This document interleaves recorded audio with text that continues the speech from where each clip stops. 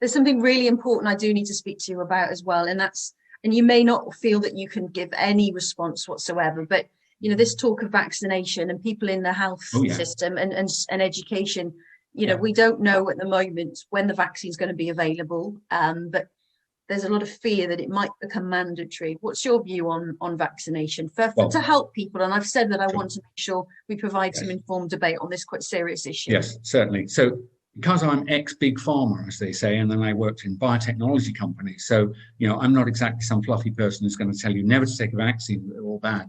I've had all the vaccines available in the 1960s and 70s. Both my children, my wife and I, decided they should get the full lot. I'm pro well-characterized vaccines. That absolutely prevents a tremendous amount of illness and death.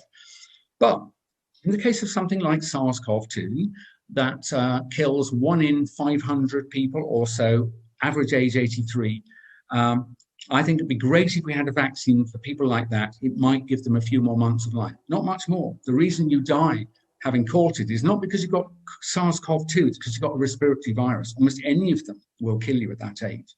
Even a serious cold will kill you. So it would be good, I think, to have a vaccine to use for very vulnerable people. But, this is a really important but, nobody else needs this thing. Your body and my body, I'm not vulnerable. I'm not going to be made seriously ill and die. It would be an astonishing thing, 1 in a million maybe. You don't vaccinate the population because 1 in a million people might have a bad outcome. What you do is you look at the people who are vulnerable and you offer them the vaccine with the word offer. Informed consent is important. So it's not necessary, and it's an appalling misuse of a public platform for people to suggest that the only way we all get our lives back is if we mass vaccinate the population. Something very smelly is going on. It's simply not appropriate. It's never been required to do that. I don't even think it would work. Now, let me also just mention, because I was in the pharmaceutical industry, I'm capable of reading development plans. So I've been on a site called clinicaltrials.com, and you can go and look up what's going on with the vaccines.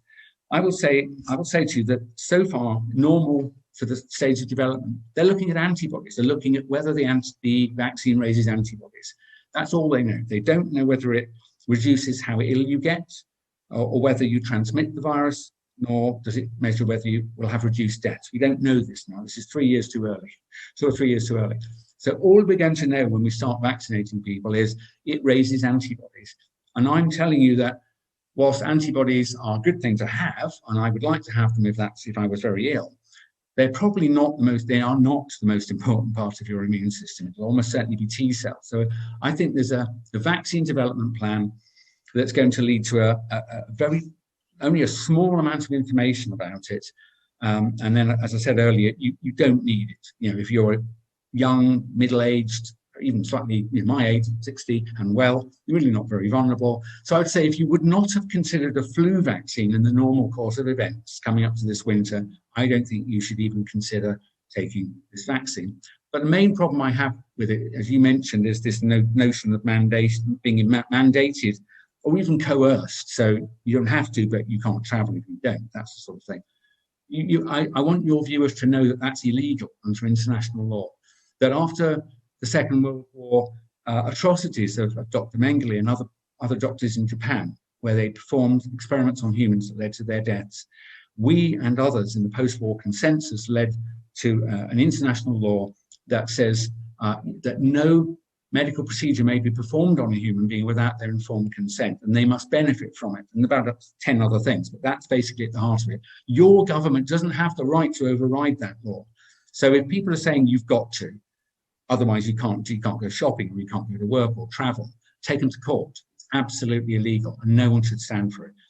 But to say again, I'm pro well-characterized vaccines. If you're elderly, frightened, and vulnerable, and it's available, I would say work with your doctor, consider it. Maybe you should. But everybody else, you don't need it, and something very odd is going on. I don't know what something is going on, and anxiety doesn't help the immune system, does it? So